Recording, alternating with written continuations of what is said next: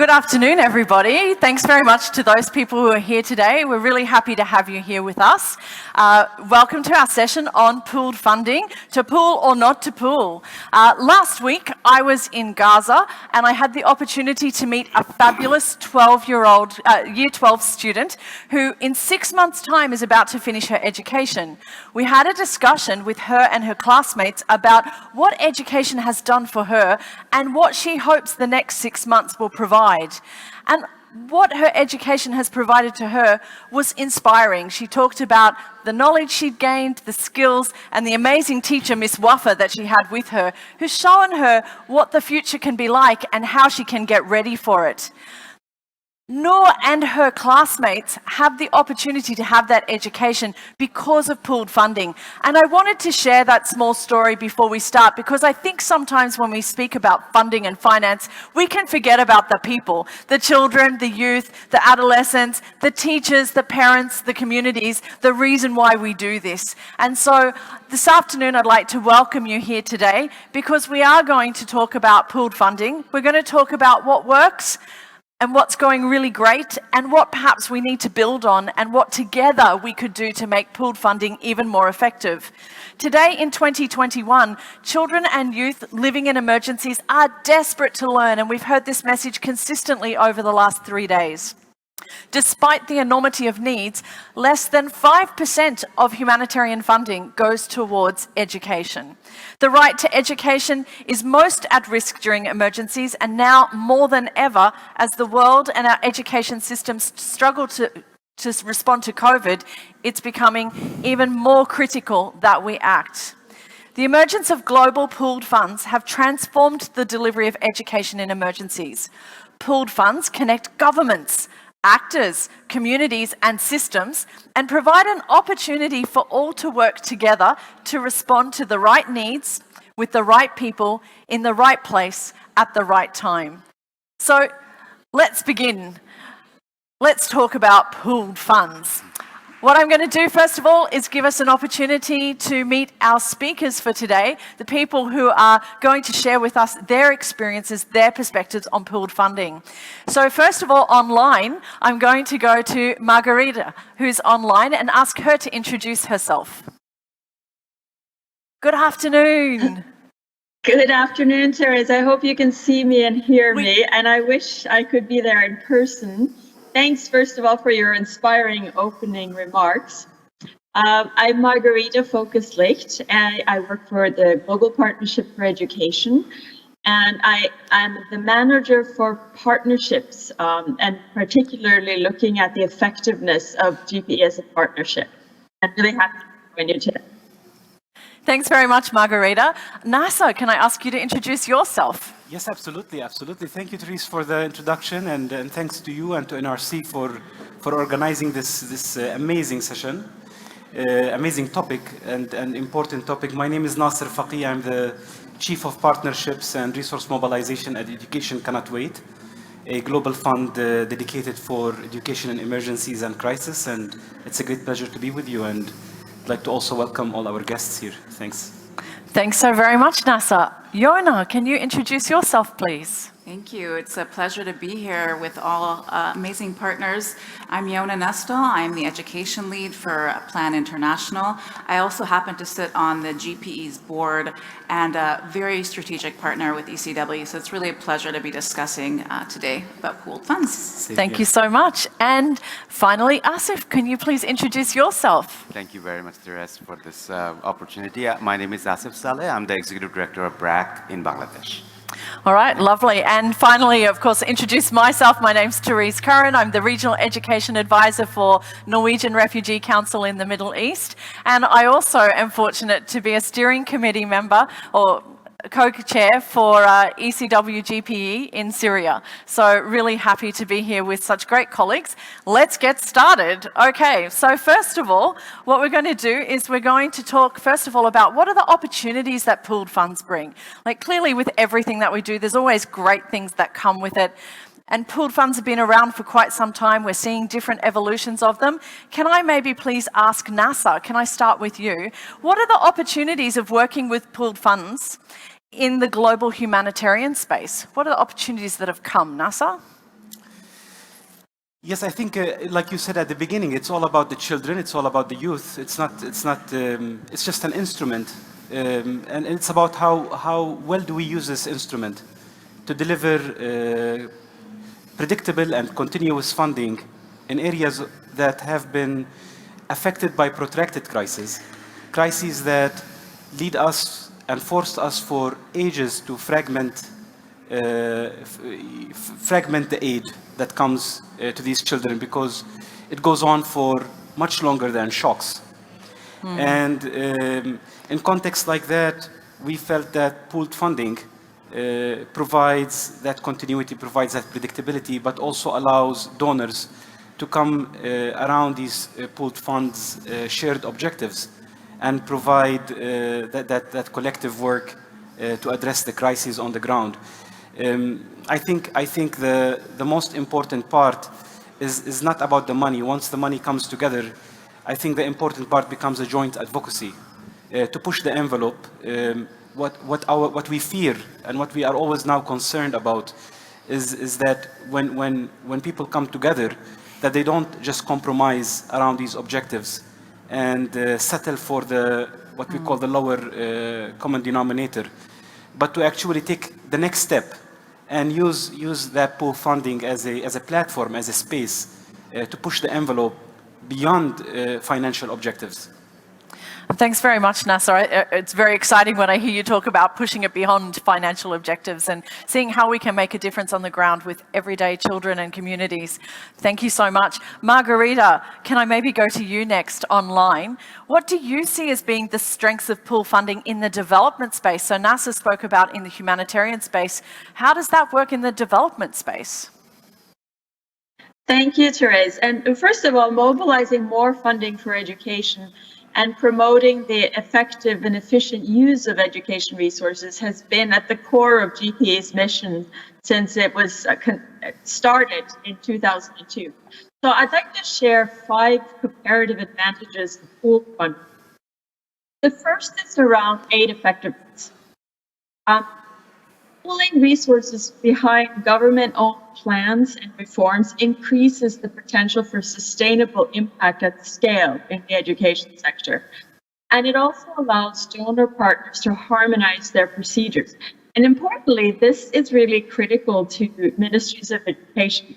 It reduces their transaction costs in managing donor funds and donors and all the needs that donors present to them, leaving more time for their main mission, which is to provide education for girls and boys.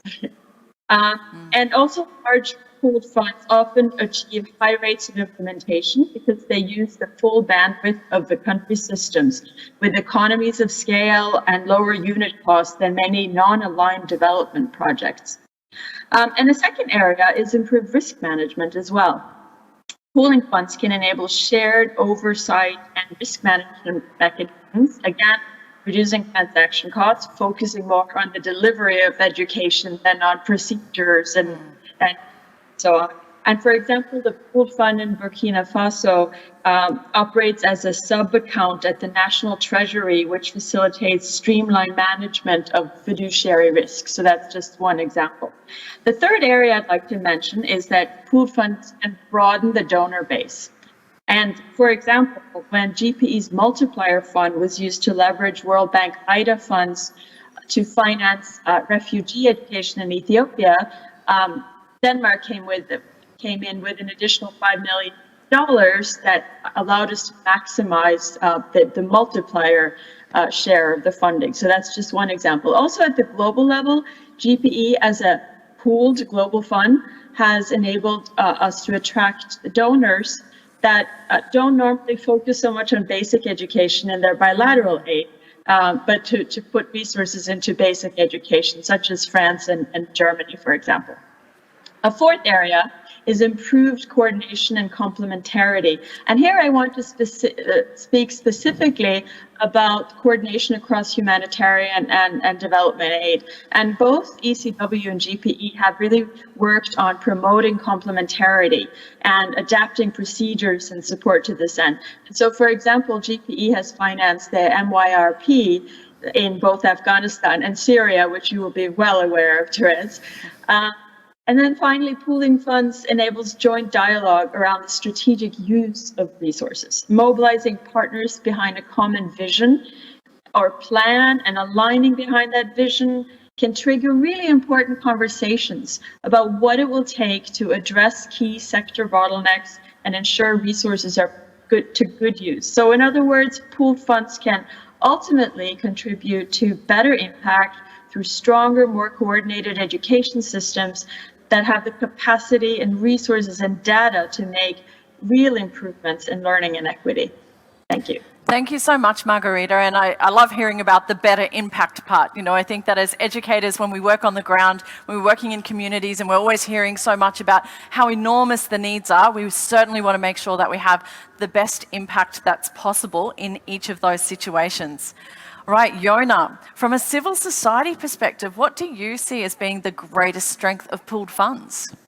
Yeah, so let me just start off by saying that I don't think there's any debate about whether to pool or not to pool. Pool funds are essential, and ECW and GPE, as the largest pooled funds in education, are at the heartbeat of our sector. They're essential. But they're not just funds, they're partnerships, right? And for civil society, that's so critical, that we are an equal partner at the table, both globally and locally. And in a world where we're unfortunately seeing shrinking space for civil society to influence, being at the table, being on ECW's executive committee, being on GP's board, engaging in the local education group and in the education cluster, civil society having influence there is really critical. And there's diversity of civil society representation as well. Just want to shout out ECW for recently adding a youth constituency within its executive committee. GP has 3 different constituencies for civil society, including the teaching profession. So the diversity of voice and the plurality is so critical. And for civil society, pooled funds, the transparency that it provides, I think, is also really important. Our function is really to hold pooled funds. And when I talk about pooled funds, I talk about all of us. It's a collective. It's not ECW. It's not GPE. Like, we are those entities, right? The partners make up the entities. And we're able to hold each other to account. Civil society likes to speak truth to power, and we don't shy away from controversial or, issues that are difficult. And I think both ECW and GPE have benefited from civil society pushing the envelope on certain issues. So in short, in my perspective, the greatest assets of the pooled funds and GP and ECW specifically is that they're not only funds, they're partnerships, and by their nature afford greater transparency and accountability, perhaps, than other modes of funding.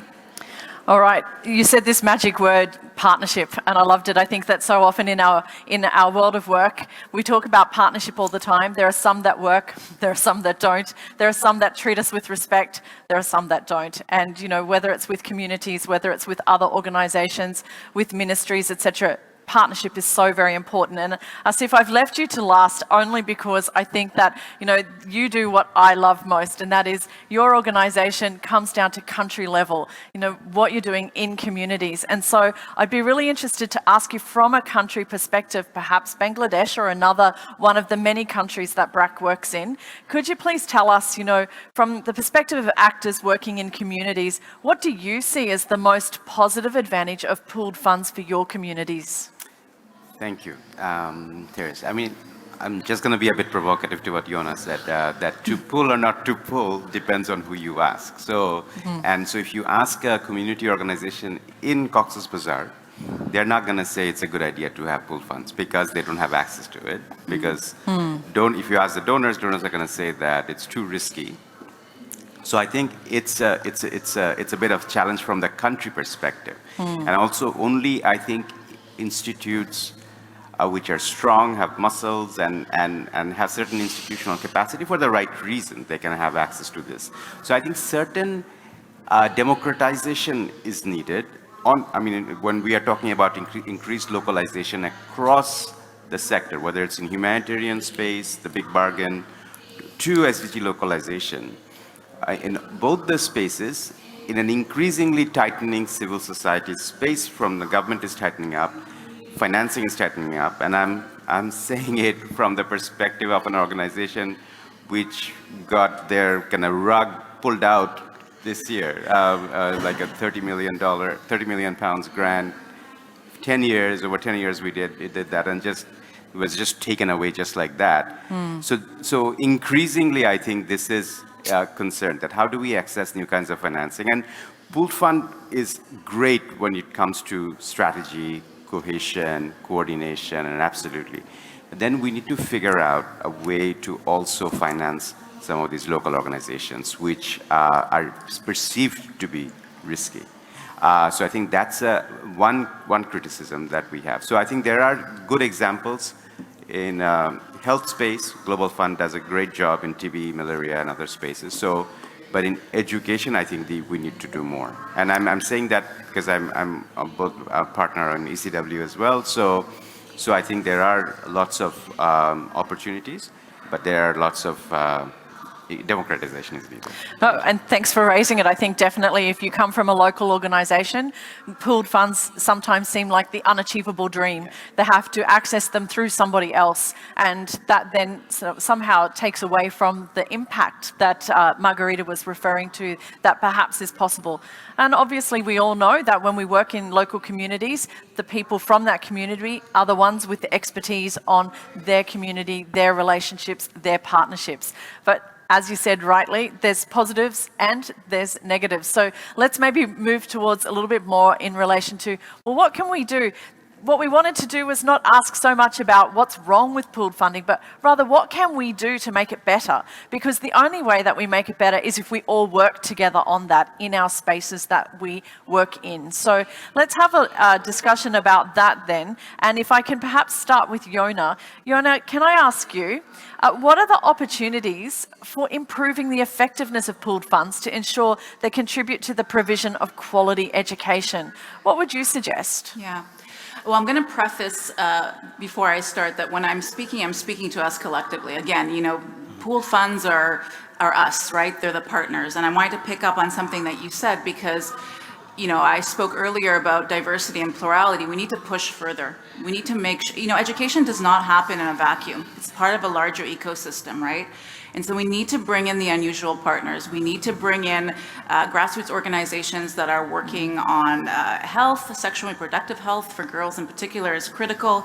We need to bring in expertise on violence, prevention of violence. We need to bring in experts on women's and girls' rights. And I'm talking about grassroots organizations. We need to leverage these organizations' expertise not only in terms of you know, their expertise in the thematic, but also in delivery, right? They need access to the pooled funds and they're able to deliver in communities. That's what they know best. They know communities, they know how to deliver on the ground, and I'd like to see greater access, particularly for grassroots organizations, to those funds.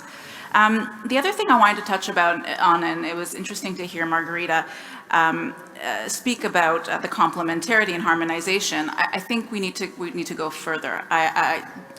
I've been sensing in the sector that, you know, we're feeling like we're over the humanitarian development divide, and from where I sit, COVID has kind of exacerbated that, and it kind of brought to the fore that we're still struggling with it. We're still, you know, working in silos, and we need to do more to break down those silos. You know, in some of the countries where plan works, you know, obviously GPE works through the local education group, the LEG, that's the main mechanism. ECW works through the global cluster, the education cluster in the country, and sometimes it's the same agencies, but they're not necessarily talking to each other. So I think it's great to hear that work is already happening in this area, but we need to move further. And, you know, COVID, climate change, and conflict have forced most countries to work in the triple nexus, in this nexus context. So we really need to come together as a sector and continue to break down those silos.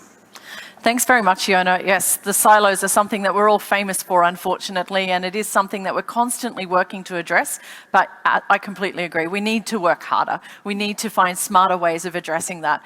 Thank you so much for that. Margarita, can I please ask you, from all of the experiences that GPE's had from around the world, and we've heard during this conference about the many different places that GPE and ECW are working, could I ask you what would be the one change, the one next step that you think would strengthen pooled funding as a mechanism globally?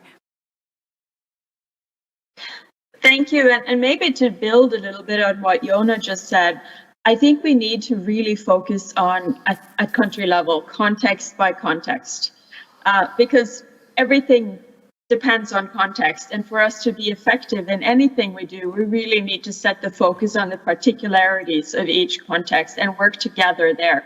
And from our perspective in GPE, we've been looking now, we've been supporting the implementation of sector plans for years, but we know that education systems are really complex, and they're not just composed of activities and program plans, but of stakeholders, different people and groups who are often pulling in multiple directions and with different, even opposing priorities and processes and inputs. And we've seen that education reforms fail when different players and actions are insufficiently aligned. And when capacities and delivery modalities and available resources don't pull in the same direction. So as a global community, we think we actually know how to support countries and partners to deliver better together. But to do that, to effectively reach every girl and every boy with a quality education, education systems need to be efficient, reforms need to succeed, and funds need to be used effectively. We need to address this complex web of interactions that exists and across different countries and inputs and processes. And we need to align, synchronize efforts to address the key bottlenecks to deliver quality education. And I just also want to say that to reach every girl and boy, we need to keep the pulse on equity, on gender equality, and on inclusion. And that's why GPE is really committed to hardwiring, as we say, gender equality into everything we do. Ending gender barriers and equalizing opportunities are really critical to our mission in the partnership. And through our new operating model, we are supporting countries to leverage the best evidence available to identify the different barriers that affect boys and girls, and then helping governments overcome these obstacles. And so towards the systems approach, recognizing the complexity of systems, we actually are supporting countries to identify a critical reform area that has the potential to leverage system-wide change and to support data and evidence production to implement reforms. It's really about bringing partners together in an analysis of what really is blocking progress and aligning partners around the solutions. Thank you very much, Margarita. And I think that that word of evidence is something that we all know that we need to work better towards. That so often, in the past, in recent decades, we've so often made decisions, sometimes very passionately, sometimes by listening to communities, but not always with a lot of evidence, but rather a lot of opinions. And so if we can bring everybody to the same table to discuss based on evidence, to analyse together and have a conversation together, that's where these relationships can be incredibly rich. All right, thank you very much. Nasser, can I please ask you, in a crisis, we're sometimes forced to really just operate from appeal to appeal. Short-term funding, it's really challenging, and yet we know that the needs are going to be there for much longer than that. ECW is challenging this approach with the MERP, with multi-year investments. What will it take for ECW to continue this journey, to keep pushing that agenda forward? Yeah, thank you. Maybe before I speak about that, let me respond to perhaps some of the critical issues that have been raised and how we're facing that in ECW. I think the first one on the localization. The reality is that donors put money in pooled funding, and they also have this expectation that risks will be managed, that there will be a certain global standard that in itself, as important as it is when you speak about inclusion, safeguarding, fiduciary risk, it also becomes by its nature exclusive to many of our partners on the ground. And we say we have to respond to a crisis in like 2 weeks, because people, education cannot wait, and the crisis cannot wait. But then, does this allow sufficient time for the grassroots and the partners on the ground who know the needs, who have the community outreach, who have the community legitimacy?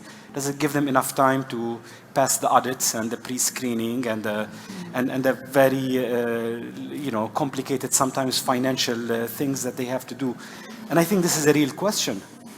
How do we create a different tolerance or improve on that, or find better ways to mitigate this risk while also ensuring that we're advancing this localization agenda?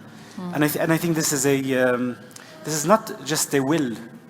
There needs to be really innovative solutions about that. And I think this is where we are trying in some contexts, like for example in Yemen and others, working actually with NRC, using the international capacity and presence to see how can we use that to build capacity, better capacity through our programs, fast capacity, but also how can we delegate part of that risk management to some of the capable partners that are internationally recognized on the ground.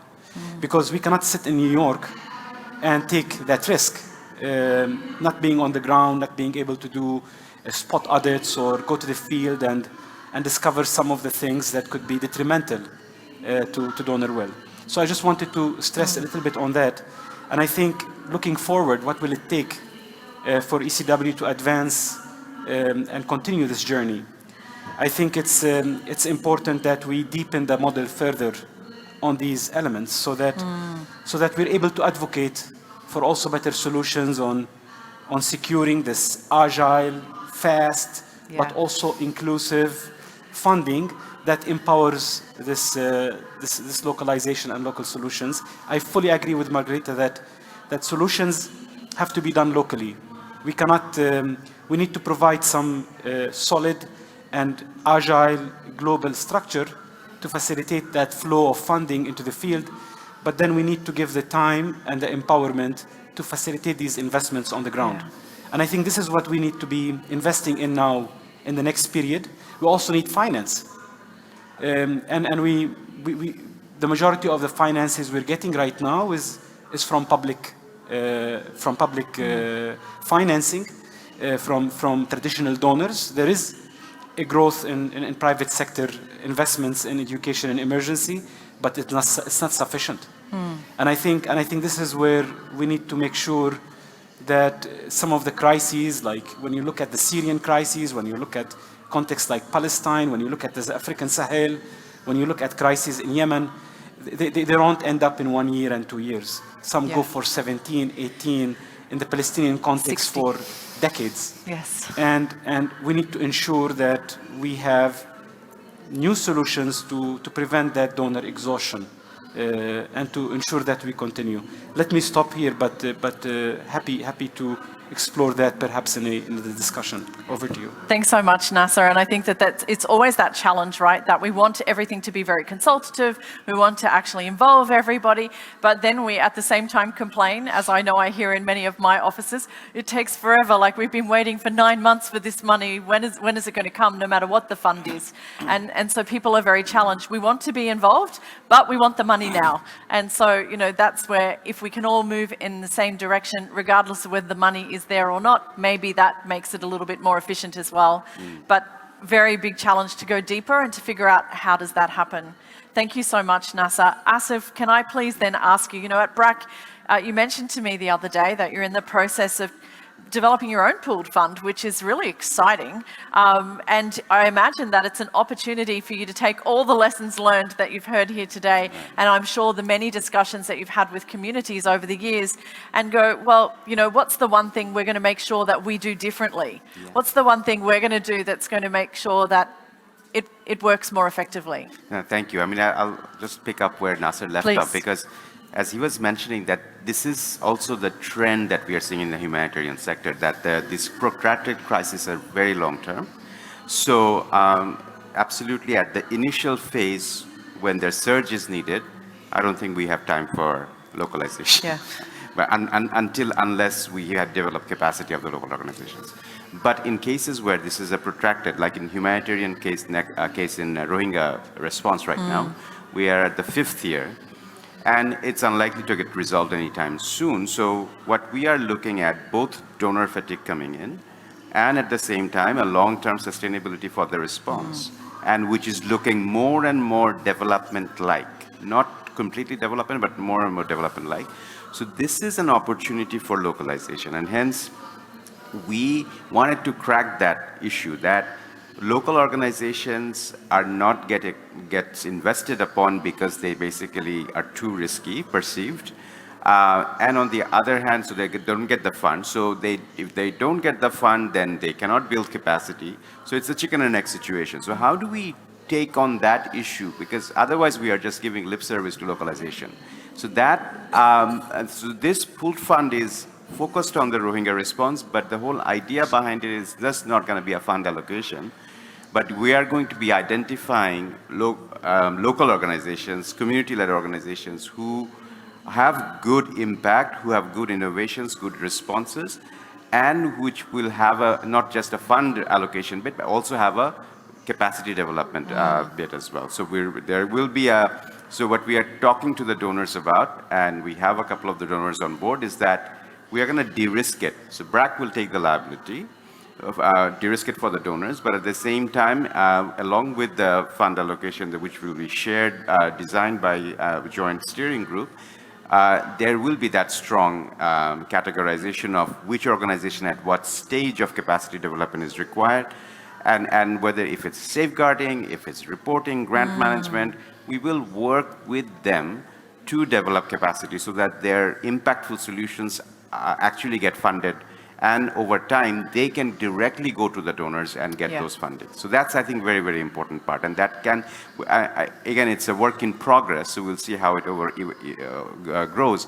But then this whole issue about donor fatigue and doing it in a cost-effective way is very, very important, as more and more financing will be needed for different parts of the world and different crises are coming up.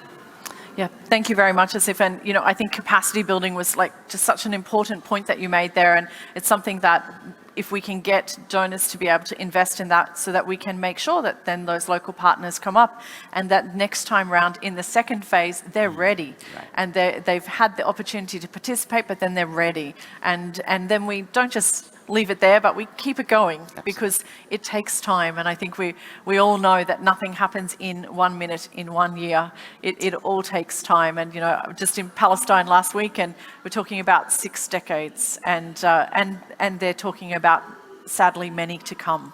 So, we need to make sure that they've got sustainable approaches, but also that they're building their capacity and they have the time they need. Thank you so much.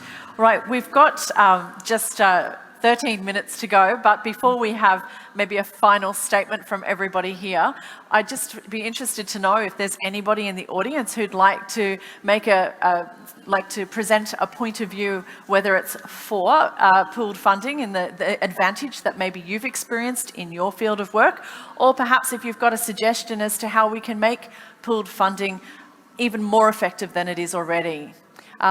If there's anybody who would like to make a statement, I'm sorry because it's a little bit dark, so I may not see your hand up. But if there's anybody who'd like to make a statement. Yeah, great. Thank you so much. Please feel free. And we'll look for somebody else after that. So please have a think about whether you'd like to offer something. Thank you. Sorry, we can't quite hear yet. Can you make sure the microphone is on? It's all right, they're coming. They're wonderful. Yes, it's working. There you go. Fantastic. Thanks, guys. Thank you so much. Okay, so I'm Tanjina Mirza. I'm from Plan International Canada. My question is, there is a good experience, and Asif, you mentioned it. It's about the Global Fund pool mechanism. We are one of the implementing agency of Global Fund. That mechanism, I cannot say enough about it. And it's worked well, and it's not a new one. We have been implementing for 10 years, and it was set up another 10, 15 years ago. It's basically managed and controlled by because it's a health issue, it's for HIV, malaria, tuberculosis, it's managed by the country coordination team led by the government, local government Ministry of Health, but it has partners from NGOs, from UN system, etc., and NGOs, etc. But the decision is country-led, where local NGOs can also have a say, and then the funding is, of course, pooled in Geneva by the Global Fund from various bilaterals like Canadian government, American, etc., etc. And lately, they have been also asking many international NGOs like Plan to contribute. I mean, our contribution is minuscule compared to, of course, the bilaterals. But what is fascinating about it is the way it has been set up locally, totally decentralized. So it's not pushed by an NGO, it's not pushed by, it is the government that is in charge. The con side of it, that's the good side of it. The con side is if you do not have a capable government, that becomes very hard. So if you do not have a good governance system, it comes into play. So I don't think there's a perfect pool system yet, but I think the way Global Fund has set it up, so far, it's more on the good sides of it, and I think more tweaking can be done to improve it. All right. Thank you so much. So decentralized, working with government, always going to be pros and cons, but I think for all of the different actors, they're always going to feel that way as well. Is there somebody else who would like to make a comment about pooled funds, either something that they think is really great about it or something that perhaps we could do better? I mean, just to Thanks, touch Asif. up on that a little bit, because I mean, I think there is also that check and balance in a way. Absolutely right. She was saying that if you have a government which is incompetent, which is going to be quite difficult. But then, in Bangladesh, for example, BRAC is the largest partner of the government, so at least you can count on that certain element of the delivery will be done, because we also have a lot of work with a lot of partner organizations as well. In comparison, for example, we would never be able to access the GPE funds. It's only going to go to, it's a G2G, only going to go to government. So here you don't even have that balance as well. So I think that's a criticism for Margarita over there. But essentially, I think that the focus actually needs to go at the delivery side. That is essentially that who is doing good impact, what are the good lessons that are emerging. I can understand the advocacy strategy, all of that, but at the same time, are we looking at, on the impact delivery side, that the best practices that are out there, taking one place to another. So I think there are some missed opportunities there as well, right? Yeah, definitely. If we can celebrate more of those best practices, and I think it's always a bit of a challenge. What gets discussed at the table when people come together, it's not so easy. Sometimes it's not always the things that make our programs better, but sometimes we get distracted by other messaging. I noticed that there's a microphone being found over here. Yes, please introduce yourself. Yeah. Good afternoon. My name is Elias Khalil. I'm a Chief Operating Officer of a local NGO in Lebanon called Beit al-Baraka. And I want just to comment that working in crisis, I don't know if you are all aware what happened in Lebanon over the course of the last 18 months. So we had to deal with a situation with economic collapse, like unprecedented economic collapse, pandemic that the whole world suffered from. Then we had a cherry on top, that was the Beirut blast, to top it all off. And now we have the education crisis. So yes, Dr. Nasser, I agree that education cannot wait. But the channeling of funds is not really happening the way it should happen. If the government is not there to channel funds to the governments, and if the consortiums are not there to channel funds to a group of local NGOs, then what do we do? How much can we wait? Like, it's been 3 days, and honestly, it saddens me that in the course of 3 days, nobody talked about what's happening in Lebanon. And what's happening in Lebanon cannot wait. Thank you very much. Let me speak about Lebanon. I think rightly so. I mean, what you said is absolutely correct. I am pleased to tell you that there is an investment right now being approved. So it just came out, the design just came out and went out to the executive committee. It should be approved this week for a multi-year resilience program in Lebanon. And what we hope is that this would be also a way to leverage and to encourage and help unlock some of the pending financing for Lebanon. What we've done in this MERP is, and maybe this is also some of the value added of having these pooled mechanisms, is with the help of partners like yourself, but also the UN partners and civil society, we have identified some of the issues that are preventing donors from continuing funding to Lebanon. And part of that has to do also with accountability, has to do with information sharing, has to do with the experience of race 1 and race 2. And what we will be doing in the MERP is, at a systematic level, we will be addressing some of these things so that this would recreate confidence again. And the other part is how to also build that bridge between many years of non-formal education that has been entirely disconnected from what the formal system has been advocating. One through ministries of social affairs and charity, and another one through the Ministry of Education. This MERP has the multi-year investment that is coming up will actually, one of its objectives is to align and to bridge that, so that the efforts that you guys have worked on for many years, investing in all these different alternative pathways, does not get lost. So I hope that helps. I mean, I hope this is good news to you, and we hope that indeed, I mean, Lebanon cannot be forgotten, cannot be left alone, especially after all the generosity that Lebanon has offered, not only with the Syrian crisis, but previously with the Palestinian crisis. Yeah, thank you, Nasser, and thank you very much. And please know that not just our thoughts are with you, but that we know that there's so many great organisations who are out there working together with Lebanese communities, and your organisation is a great example of that. So we hope that you will continue to have the strength and the courage and the energy to continue doing what you do so passionately to make a difference to the children and the youth of Lebanon. Hopefully GPE will join us also.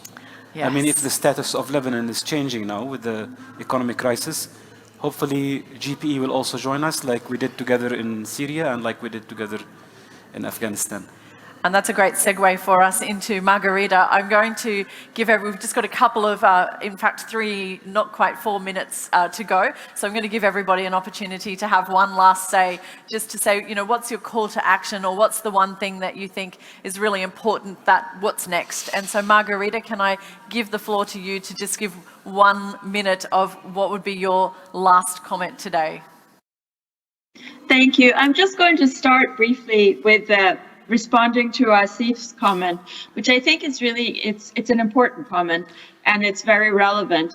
And just to highlight that when GPE works, we rely very much on government ownership and leadership, because we see that as critical to making the system function and the education sector function.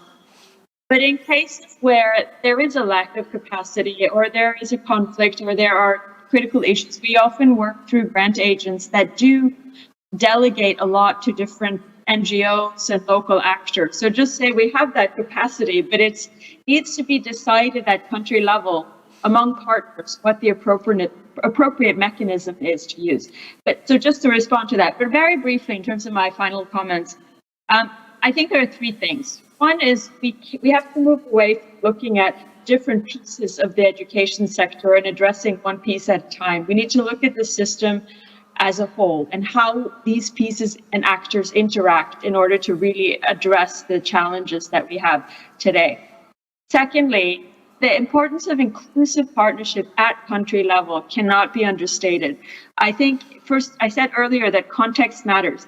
You can't just sit at national level, at the central level, and figure out how to do things the right way in remote communities. You need to involve civil society. You need to involve teachers in the solutions, because the people who work at schools, in communities, are the people who know the challenges at their fingertips and who need to be involved in bringing the evidence to the table and bringing the solutions to the table. And so, in conclusion, I think we need to recognize that education systems are complex. We need to look in depth at delivery challenges, not just plans and programs and then release funding, but continue to follow through to support effective delivery by involving all the actors that actually we depend on to deliver the change. It's teachers who are going to change education. It's not people in Washington or Paris or even in national capitals, but it's teachers and schools and the communities around them. So we have to focus on enabling them and empowering them to deliver education solutions effectively. Thank you. And thanks for inviting me to this panel. Thanks, Margarita. Thank you. You're online, so it's a little bit hard for you to jump in the conversation. But Yona, over to you. The last point from you. Yeah, I'll be quick, and I think maybe Nasser is going to say this, but I want to say it too. We have a crisis in financing and education. I am very, very worried about where we're going. I mean, we're seeing global financial downturn. We're seeing donors cut programs by $30 million to BRAC. We're seeing national governments, I think 3% of packages, COVID packages from governments have gone towards education. So really concerned there. But what I also want to say is that we must leverage the expertise of partners. Margarita talked about GPE's hardwiring of gender equality. We have to look into the partners' expertise. Who has the expertise in gender on the ground in order to advance that? GP and ECW are only as strong as the sum of its parts, and its parts are its partners. So I guess my parting words, once again, leverage expertise of partners, grassroots organizations, INGOs. We have what it takes to deliver. Thank you so much, Yona. Nasser. Absolutely. I mean, I could not have said it better than Yona. I think there is a political intensity that we need to keep up. To keep up with that protracted element, especially in context of crisis. I think that political intensity cannot stay engaged unless we have that voice of civil society shouldering these pooled funds as they're moving forward. It's I think civil society work from the World Humanitarian Summit until now that has pushed in different directions so that these funds align better, address new priorities, highlight things that need to be highlighted, like localization, like gender empowerment, like inclusion, like refugees, like displacement. And I think we need to continue that journey. We need to synchronize it even better so that pooled funding don't become excluding in their nature. As we move forward. Thank you, Nasser. Asif, the last word. I mean, I think the whole sector is getting disrupted again, and whether it's lack of financing, as Yona mentioned, or essentially people's consumption of information changes.